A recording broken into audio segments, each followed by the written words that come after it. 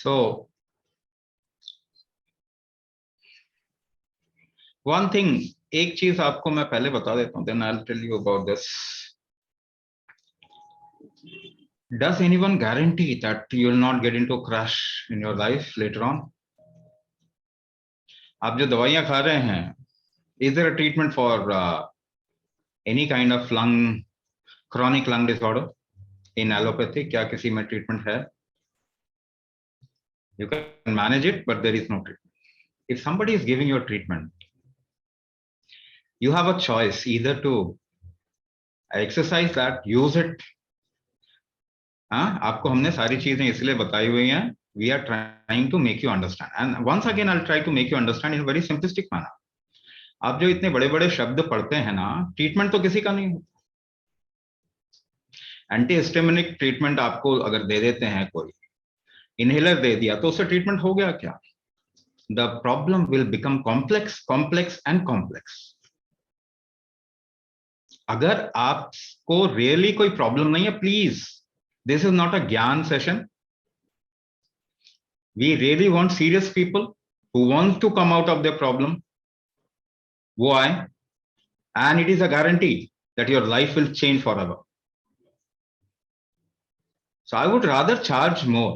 हम तो मतलब ऑलमोस्ट फ्री में दे रहे हैं साहब आपको. आप लाखों रुपया खर्च करेंगे, हम तो अपना सस्टेनेबिलिटी के लिए ये पैसा चार्ज कर रहे हैं. But the kind of change that you'll feel in your life is, you can't price it.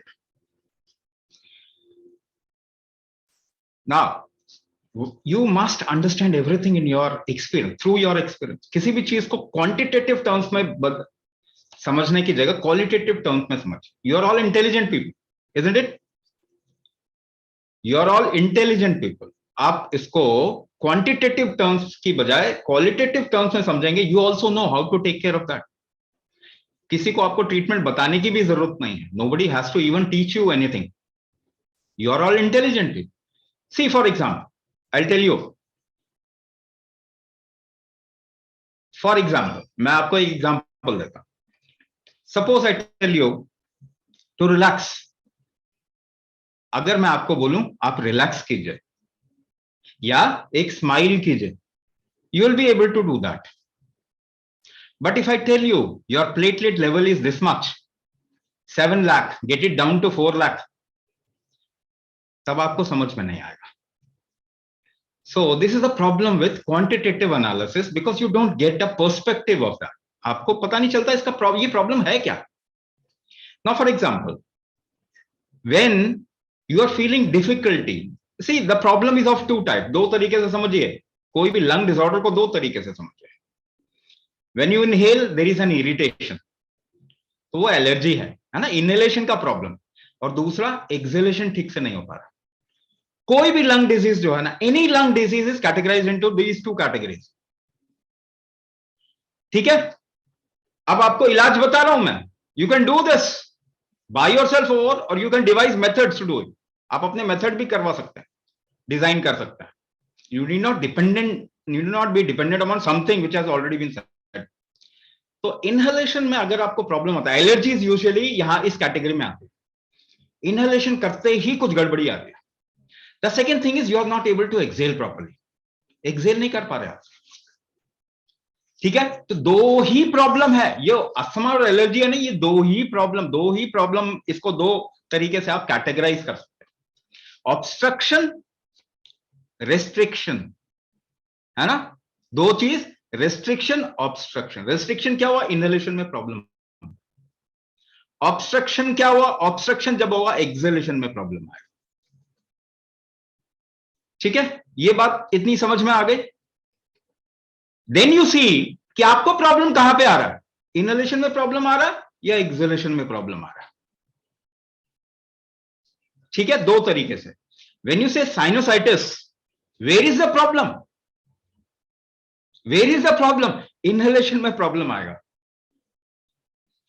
Inflammation हो रहा है, एलर्जिक कंडीशन जैसी लग रही है, इनहेलेशन ठीक से नहीं हो पा रहा. तो ये क्या आ गया? रेस्ट्रिक्शन. ये रेस्ट्रिक्टिव प्रॉब्लम है, इन्फ्लेमेशन है. कहीं पे ऐसी आपकी सेंसिटिव हो गई है जगह आप सांस लेते ही प्रॉब्लम आती है आपको। ये सेंसिटिविटी क्यों हो गई और ये इन्फ्लेमेशन क्यों हो जाता है? when you have a metabolic disorder, आपके बॉडी में हीट फैक्टर जो है वो फ्लक्चुएट कर रहा है। जब भी आपका बॉडी का हीट ठीक नहीं होगा, आपका मेटाबॉलिज्म ठीक नहीं होगा, तो आपको ये प्रॉब्लम आएगा। यानी आपकी बॉडी हीट जनरेट नहीं कर पा रही प्रॉपर्ली। तो बॉडी अगर हीट जनरेट नहीं कर पा रही प्रॉपर्ली, तो वही मेटाबॉलिक हीट भी। ठीक है, एक बात ये समझ में आ गई, बॉडी मेटाबॉलिक हीट है, नहीं जनरेट कर पा रही। तो अब मुझे बताइए कौन सी दवाई आपकी मेटाबॉलिक हीट को इंप्रूव करेगी?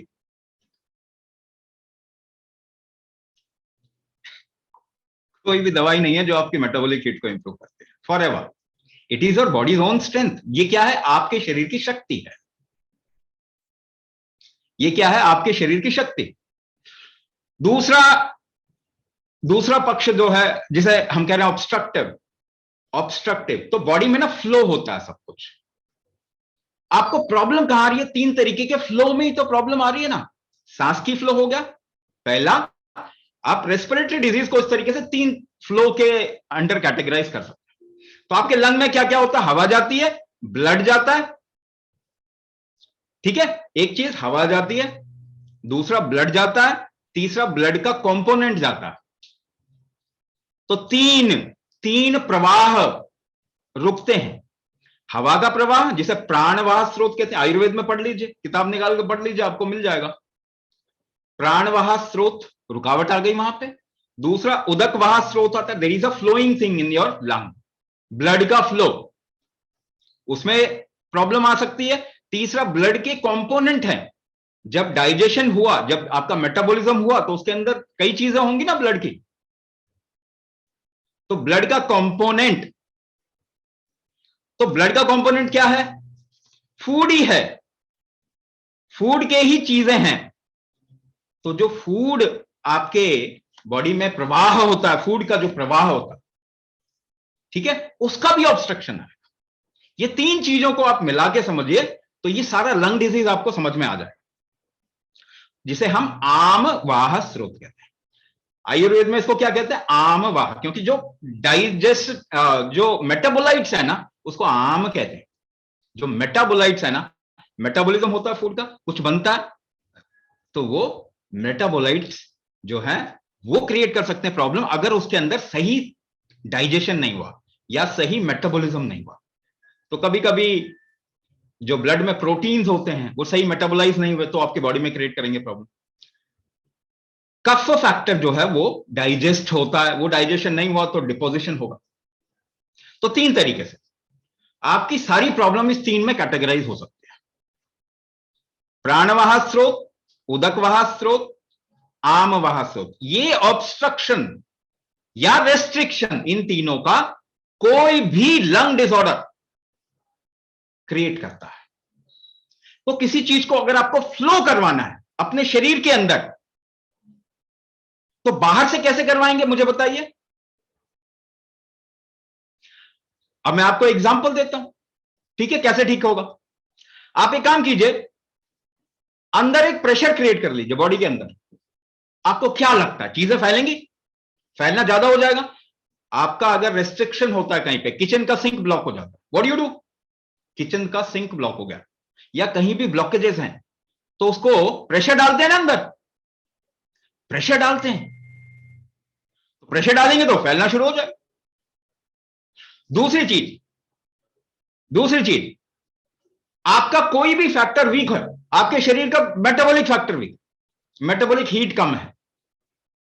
एक काम कीजिए, डू दिस एक्सपेरिमेंट, इस एक्सपेरिमेंट को कीजिए, do a little breath kumbhak, यानी सांस रोकना शुरू कर दीजिए थोड़ी देर तक। आप देखेंगे आपके शरीर में गर्मी आ जाएगी,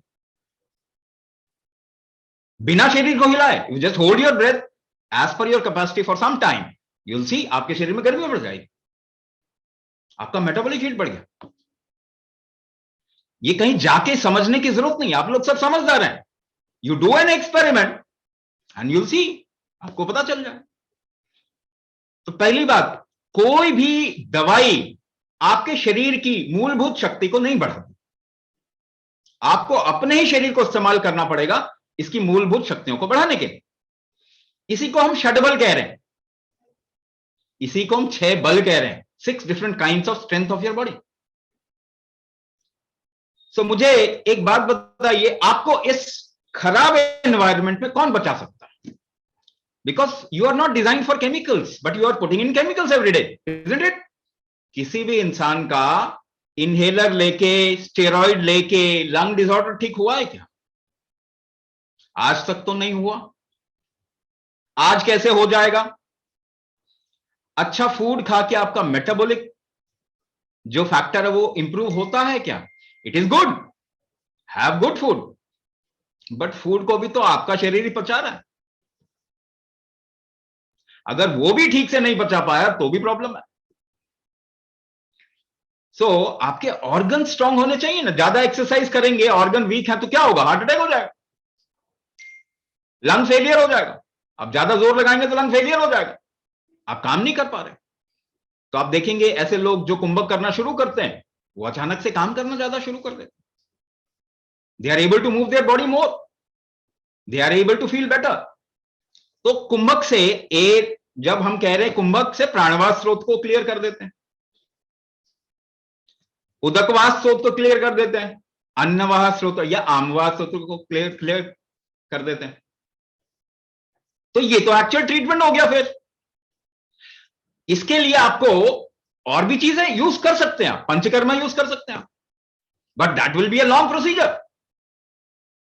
you can go towards panchakarma. कभी कभी आप किसी आयुर्वेदिक डॉक्टर के पास भी चले जाइए, कम से कम नुकसान तो नहीं होगा और उससे भी फायदा होगा आपको। बट उसके बावजूद भी what I'm trying to tell you is you must improve the fundamental strength of your body. यही बचाएगा आपको।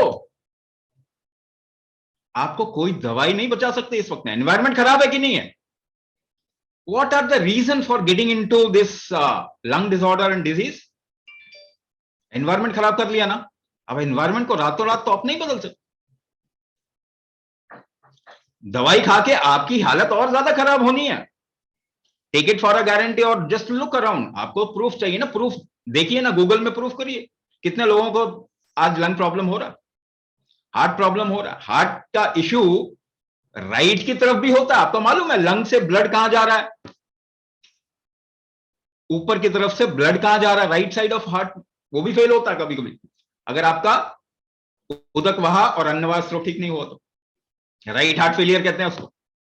तो कितने लोगों को ये लंग डिसऑर्डर डिजीज बढ़ रहा है, कम हो रहा है? आप थोड़ा गूगल करके देख लीजिए,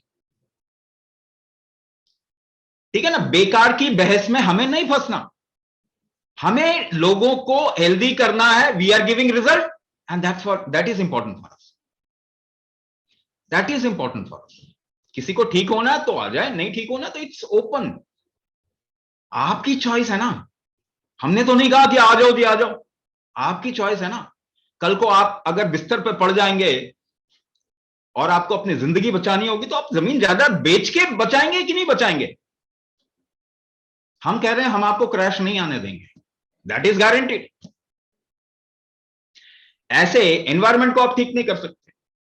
अच्छा मेडिसिन जो खा रहे हैं, आपको डरा डरा के वैक्सीन लगा देंगे, मेडिसिन खिला देंगे तो आपके शरीर को नुकसान होगा। उससे कैसे बचाएंगे अपने आप को? आपका शरीर ही बचाएगा, और कोई नहीं बचा सकता। जेनेटिकली मॉडिफाइड फूड खा रहे हैं, कितना बदल लेंगे भोजन को, कितना बदल लेंगे भोजन को? Everything is genetically, GM crop है सारा, जेनेटिकली मॉडिफाइड है। आपके लिए रिस्क है वो, आपके लिए एनवायरमेंट भी रिस्क है, आपके लिए मेडिसिन भी रिस्क है, आपके लिए फूड भी रिस्क है। ये रिस्क से बचाएगा कौन? मेडिसिन का रिस्क मेडिसिन से बचाएंगे क्या? फूड का रिस्क फूड से बचाएंगे क्या? नहीं, ऐसा नहीं होता। आपका शरीर बचाएगा आपको, और कोई नहीं बचाएगा। ना डॉक्टर आपकी जिम्मेदारी लेने वाला है, ना डब्ल्यूएचओ जिम्मेदारी लेने वाला है, ना बिग फार्मा अमेरिका जिम्मेदारी लेने वाला। स्टेरॉइड खा के आपकी इम्यूनिटी कमजोर हो जाएगी, कल को क्रैश आ जाएगा, who will take responsibility? Tell me. आपके घर वाले जो आपको बोलते हैं डॉक्टर के पास जाओ, डॉक्टर के पास, वो भी नहीं लेंगे जिम्मेदारी। सब सोचेंगे अरे इतनी ही जिंदगी थी, इतनी ही जिंदगी। बचाएगा कौन आपको? फिर आपका शरीर बचाएगा, आपके शरीर का रेजिलियंस बचाएगा, आपके शरीर की सहन शक्ति बचाएगी, आपके ऑर्गन स्ट्रेंथ बचाएंगे, ये षडबल बचाएंगे जिसे हम षडांग प्रतिष्ठा कह रहे हैं। ये आपके शरीर का ही बल है, किसी और का नहीं है। हम बाहर से कुछ नहीं कर रहे आपको, बाहर से मेडिसिन नहीं दे रहे आपको, हम केवल आपको तरीके बता रहे हैं कि कैसे ये षडबल आप बढ़ा सकते हैं, और आप में क्या कमजोरी है वो डायग्नोज करके हम आपको एक कस्टमाइज करके एक पूरा मॉड्यूल देते हैं। तो इन आपकी सहन शक्ति ही आपको एलर्जी से बचाती है, सिंपल। और दूसरे तरीके से बताता हूं, I can just talk about these things for hours, घंटों तक आपसे बात कर सकता हूं, मगर इतना तो नॉलेज आ गया आपको। देखो बहस कर रहे हो यहां पे आके, इतना तो नॉलेज आ गया, ठीक क्यों नहीं कर पा रहे अपने आप? तो गूगल पढ़ के आपका शरीर तो नहीं ठीक होने वाला। We really want serious people who want to come out of this problem, तो join the course and come out of the problem. निकल तो जाएंगे आप 100%, लेकिन आपको थोड़ा काम करना पड़ेगा अपने शरीर की तरफ में। अच्छा, एलर्जी क्या होती है? अगर एलर्जिक साइनोसाइटिस है, एलर्जी क्या होती है? What is allergy? आप सहन नहीं कर पा रहे ना किसी चीज को, एक्सेप्ट नहीं कर पा रहे ना चीजों को। आप कमजोर होते हैं तो एक्सेप्ट कम करते हैं, स्ट्रांग होते हैं तो एक्सेप्ट करते हैं।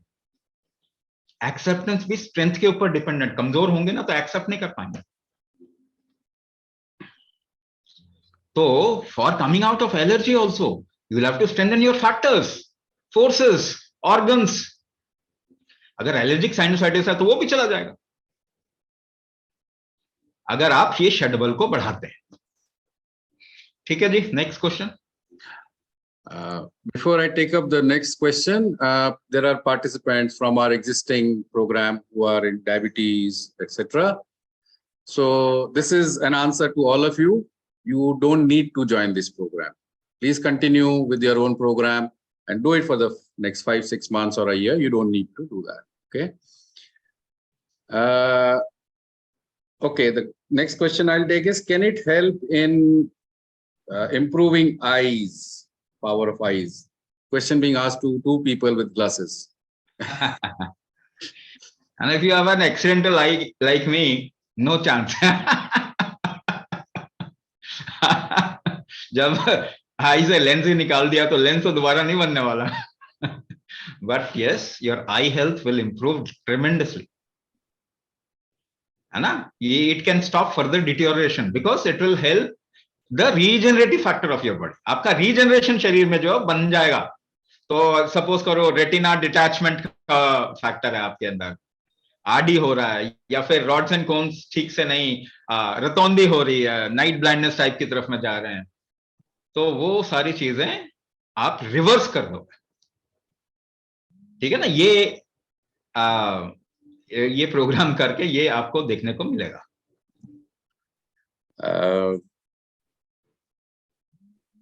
I've been having asthma, sneezing, running nose, and thyroid. Is this the program for me, or do I need to join some other program? दोनों ही। अगर आपको मैं आयुर्वेदिक पर्सपेक्टिव से समझा दूं तब आपको दोनों ही एक ही चीज है। It is कफवात। आयुर्वेद में क्या कहते हैं? थायराइड क्या है? कफवात। अस्थमा क्या है? कफवात। कईयों में कफवात है, कईयों में पित्तवात भी हो सकता है, बट वेरी लेस पीपल। तो आपके लिए ये दोनों ही कफवात। Now, what is happening in you? What is happening in you? You are not able to make proper metabolites. आपके शरीर में मेटाबॉलिज्म ठीक नहीं हो रहा।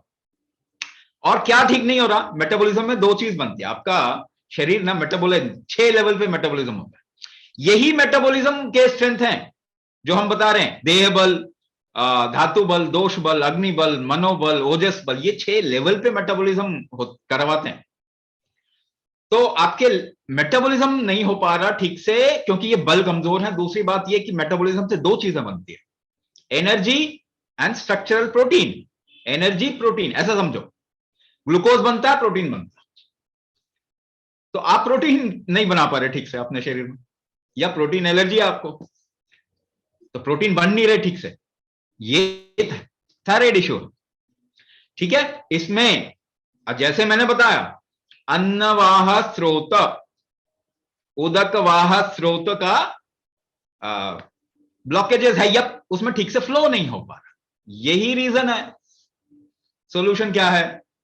वापस से आ जाइए, ये 6 बलों को इंक्रीज करना, कुंभक करना, जिससे आपको ये दोनों ही प्रॉब्लम सॉल्व हो जाए। People who have BP problems or diabetes problem or thyroid problem, please leave your numbers. We will have a separate, our team will reach out to you separately. Similarly, एक चीज इसमें कि if you have asthma and other BP issues then you can join this program, और lung related issue and BP issues, क्योंकि उसकी वजह से भी बीपी इशू होगा। ठीक है ना? तो उदक, जब मैं कह रहा हूं कि वो उदक वाह स्रोत, बीपी इशू क्या है? ब्लड फ्लो का इशू है, तो वो उदक वाह स्रोत की ब्लॉकेजेस की वजह से होता है। So there can be a lung issue and blood pressure issue, तो आप यहां पे ज्वाइन कर। can it help in issues? These are general issues like digestion, GERD, chronic back stiffness, things like that. Can Shadang help in this? What is GERD? GERD, gastroentero reflux disease. Reflux का मतलब क्या होता है? उल्टा जा रहा है, उल्टा जा रहा है। तो आपका भोजन जो ठीक से एक डायरेक्शन में नहीं जा रहा, वो उल्टा आ रहा है, एसिड उल्टा आ रहा है आपका।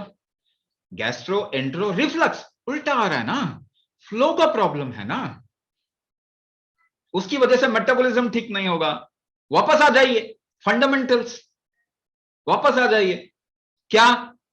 आमवाह स्रोत, फूड एक डायरेक्शन में फ्लो नहीं हो पा रहा, सॉलिड चीज एक डायरेक्शन में फ्लो नहीं हो पा रही। सो यस, अगर आप वो फ्लो करवाना चाहिए, जीआरडी आराम से ठीक हो जाएगा। अदरवाइज आप वो खाते रहो सारा रैनिटिडीन, ओसिड और पता नहीं क्या क्या, वो कभी ठीक नहीं होने वाला। ठीक है ना? इससे वो ठीक हो जाएगा 100%। वी आर सेइंग ये तीनों चीजों को ठीक करने के लिए we have created this module, so your metabolism will also become fine.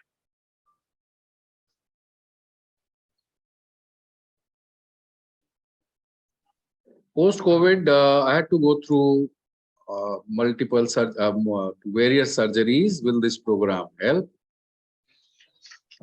These are pleurectomy, blebectomy, and pneumothorax. अच्छा, पहली बात, यू नो,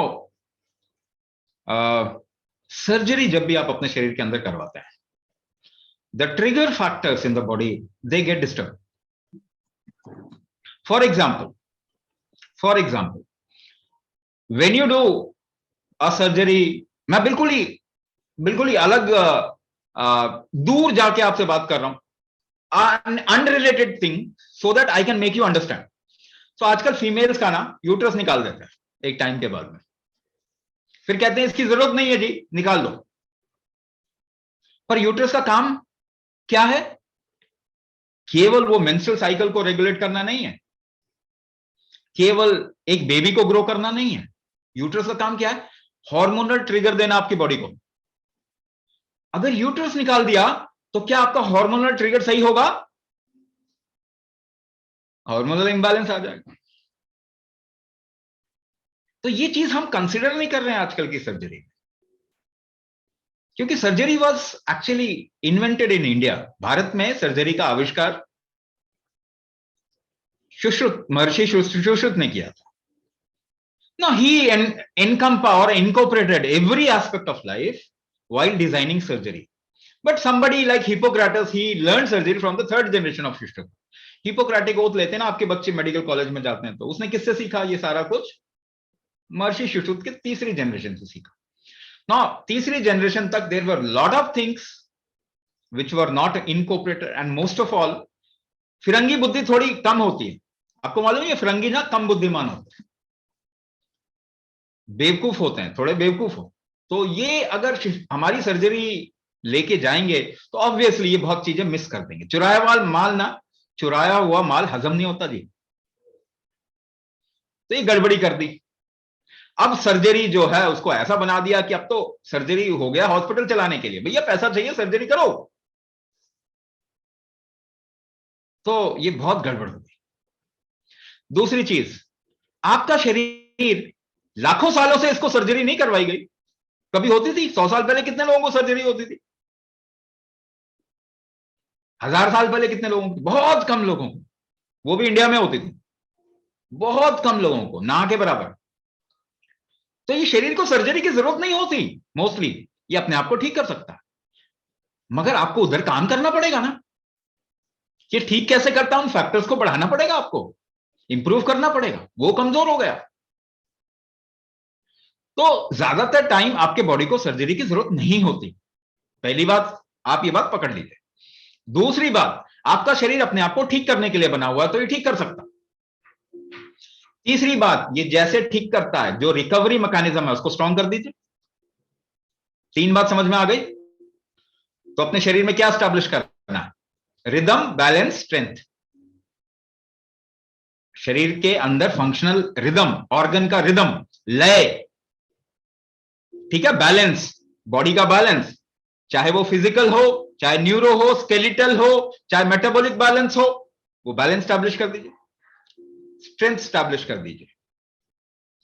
ये 3 चीज स्टैब्लिश कर दीजिए। अच्छा, ये कैसे स्टैब्लिश करेंगे? तो आप अपने नॉर्मल जीवन में स्ट्रेंथ कैसे बढ़ाते हैं?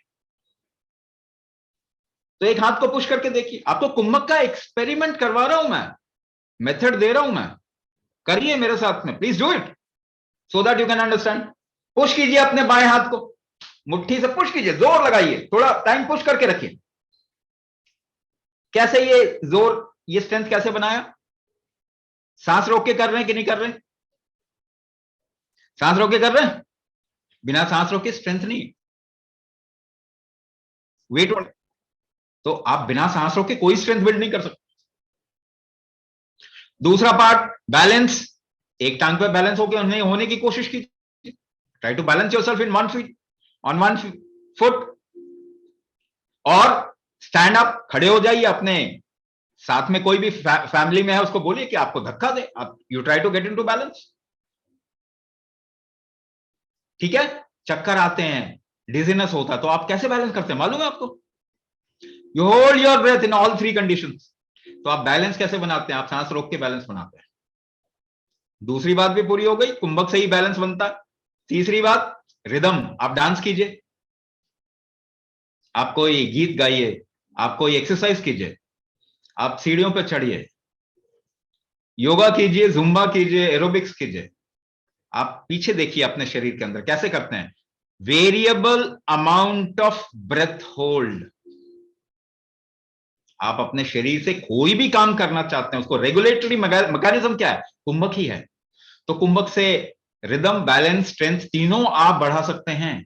इसी को भाव, राग और ताल कहा जाता है। भारत आपके देश के नाम में ही है हेल्थ, केवल आप उसको डिकोड नहीं कर रहे।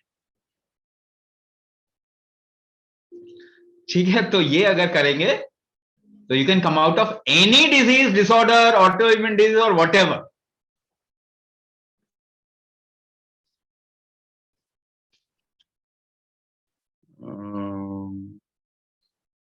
I don't have any issues as such, but I have heaviness, numbness, pain at right side of chest at surgery place. Also, since pleural membrane is removed, so will I get benefit from Kumbhak? Okay, okay, whatever the problem is. When you have done, or when surgery was done on your body, what did you do to get your body back to health? आपने क्या किया कि आप अपनी मूलभूत स्वास्थ्य को वापस लेके आए? ऐसा कुछ किया नहीं ना आपने।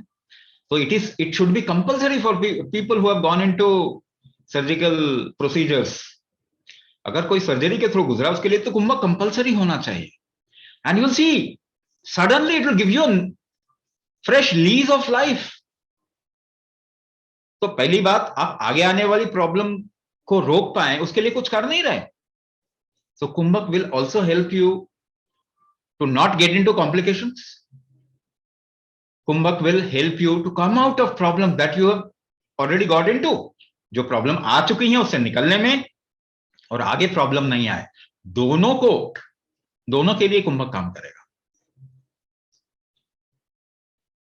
Last question I'm taking from which has been shared. that I am an ILD patient with 55% lungs damage and high heaviness. The person is old, high on anti-fibrotic drugs from 1 year, and doctor has prescribed to start steroids from tomorrow. If you want to get into complication further, start using steroid. अगर आपको चाहिए कि भाई मेरी जिंदगी अब मजा नहीं आ रहा, I want a new life, so please go towards that. तो अब बड़ी जल्दी कोलैप्स होगा, फिर you will get a new life, maybe right or wrong, we don't know. But give your body a little chance. एक chance तो बनता है before starting the steroid therapy. आपको जरूरत नहीं पड़ेगी. Before you kill yourself, give your body a little chance. May be आपकी जिंदगी में वो एंथुसियाज्म वापस आ जाए. मे बी नहीं, मैं तो कह रहा हूं गारंटीड आ जाएगा जी. बट आपको पता नहीं ना, आपको पता नहीं कि आएगा कि नहीं आएगा, unless until you do it. So I am just asking you to take a chance. अगले 3 महीने 6 महीने के बाद में आपको कोई स्टेरॉइड की जरूरत नहीं होगी. स्टेनोसिस जो या फाइब्रोसिस आपका बिल्कुल ठीक हो जाएगा. We had a cancer patient of lung, जिसका लंग रिमूव कर दिया था, उसका लंग हेल्दी हो गया, मालूम है. ये बात अलग है कि वो दवाइयां जो चलती है ना, वो आपके और ऑर्गन डैमेज कर देती है. तो उसका हम कुछ, उसकी हम रिस्पॉन्सिबिलिटी कैसे लेंगे? अगर जो दवाइयां चलती है वो लिवर डैमेज कर दे, उसकी वजह से इंसान खत्म हो सकता है. बट लंग अगर ठीक हो जाता है, कैंसरस लंग, तो क्या आपका लंग ठीक नहीं हो सकता? I can tell you how it will. ये भी बता सकता हूं. फाइब्रोसिस हार्डनिंग है ना, हार्डनिंग ऑफ टिश्यू फाइब्रोसिस है ना. हार्ड कोई चीज कैसे होती है? जब सूख जाती है, जब पानी कम हो जाता है तो हार्ड हो जाता है ना. उदकवास स्रोत ठीक नहीं है ना. जब कोई चीज किसी का पानी निकल जाएगा तो हार्ड हो जाएगा. उसको पानी पहुंचा दो, उदकवास स्रोत ठीक कर दो. That is what we are doing. आपका आराम से ठीक हो जाएगा ये.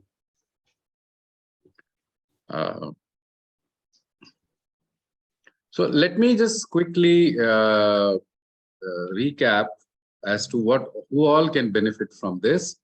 Okay, people have been asking same question. So if you have asthma, अगर आपको asthma, allergies, fibrosis, COPD, nasal polyps है, आप बार-बार आपको infection होता है, if you are prone to anxiety, autoimmune conditions, okay, if you have weak lung power, low immunity, weak mental strength, or you have certain sleep, anxiety issues, और हाँ, खासकर जिन लोगों को कोविड हुआ या कोविड में जिन्होंने दवाइयां ली और उसका आफ्टर इफेक्ट अभी तक चल रहा है, this program will definitely help you for regaining the strength.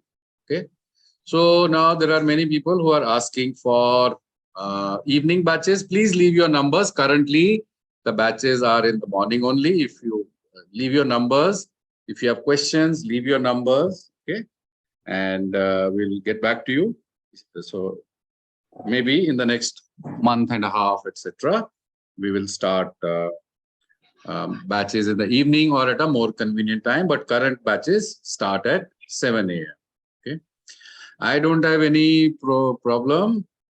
Yes, Kavita ji, the answer to your question is a big yes. Okay, this is a general program. Okay, even people who are struggling with any kind of addiction issues, any kind of weakness, any kind of immunity issues, any kind of digestive issues, but they don't have any other problem like diabetes or blood pressure, etc., they can very happily join this program.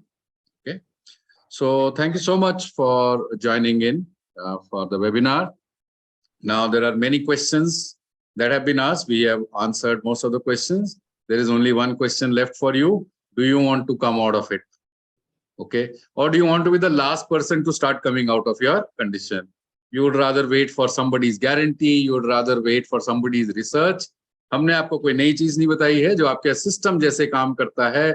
आपको examples दिए हैं कि जब आप polluted environment में होते हैं, जो आपको अच्छा नहीं लगता, आपकी सांस, आपके लंग्स के साथ क्या होता है. We have given the strength, we have told you how strength making mechanism works.